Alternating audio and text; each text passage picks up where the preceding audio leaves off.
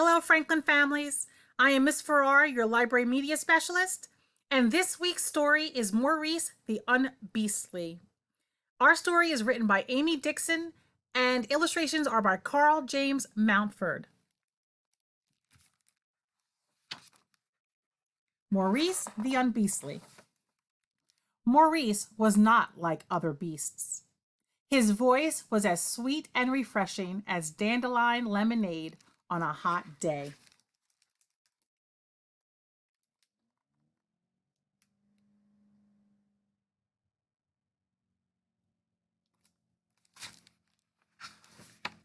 He preferred his snacks green and organic, and he was ridiculously photogenic.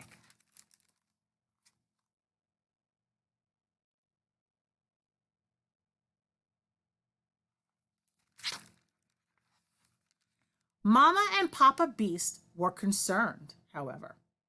Beasts roar, said Mama, and destroy, bellowed Papa. You must learn to be less civilized, Mama said. We are enrolling you in the abominable Academy for British Beasts.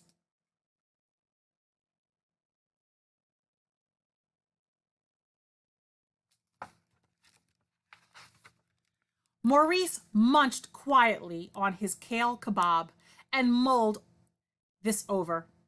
He was a beast. He was supposed to be fierce and ugly and gruff. He didn't want to be a gargantuan failure. So he tidied up his room, packed up his alfalfa fritters, and headed off to the abominable Academy for British Beasts.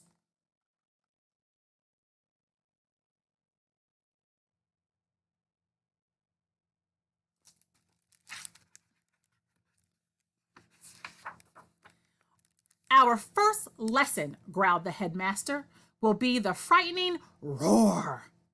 The beast responded in a chorus of terrifying shouts, except for Maurice, whose voice rose above the rest in a perfect pitch A. A note went home to Mama and Papa. Maurice's roar is dreadfully melodious and delightful to the ear.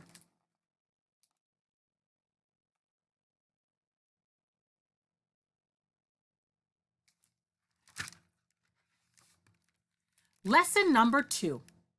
The headmaster snarled, is messy meat eating.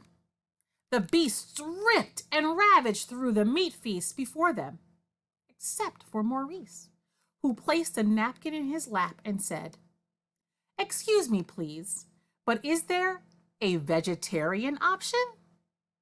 Another note went home to Mama and Papa. Maurice is terribly neat and polite, and we had to confiscate his alfalfa fritters.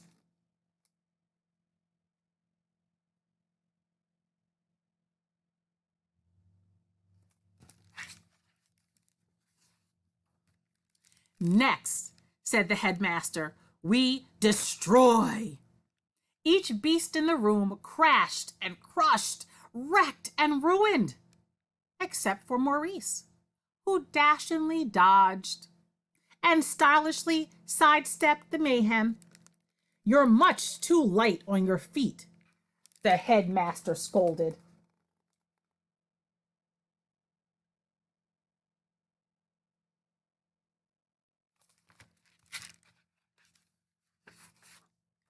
Just when Maurice thought it couldn't get any worse, picture day arrived. One by one, the beasts thundered through the line, their hideousness shattering camera lenses. Maurice was determined to get this one right. He growled and scowled. He snarled and howled. The photographer still captured the perfect glamour shot. One last note went home.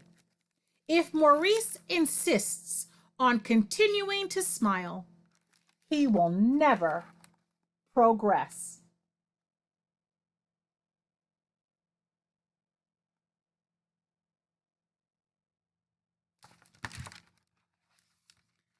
Maurice was beginning to feel as if the abominable Academy for British Beasts was a gargantuan mistake.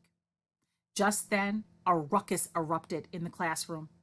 An unidentified creature had infiltrated the academy. One beast roared, but the creature just roared right back.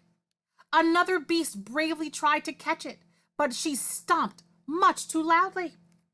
All the beasts quivered and quaked.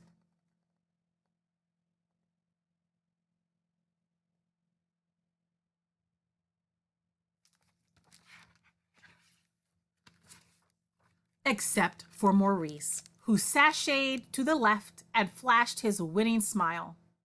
"Here, creature, creature," he sang. The creature stopped and looked with big eyes at Maurice. Maurice pulled a hidden alfalfa fritter from his pocket and held it out.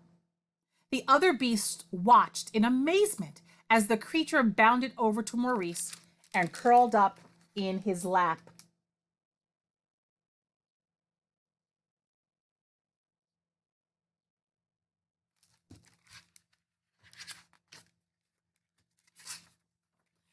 "Teach us this creature magic," the headmaster said.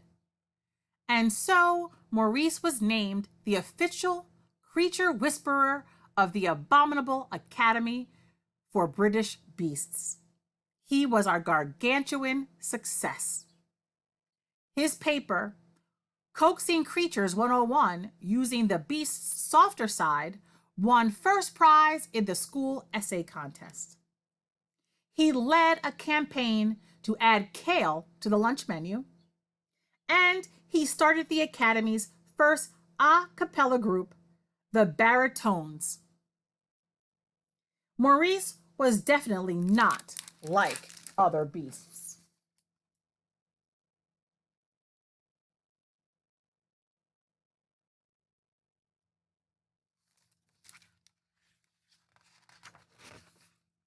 And thank goodness for that.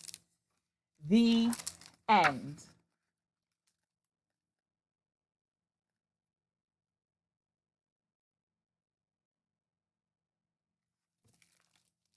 I hope you enjoyed our story this week, Maurice the Unbeastly. Thank you for joining me this week.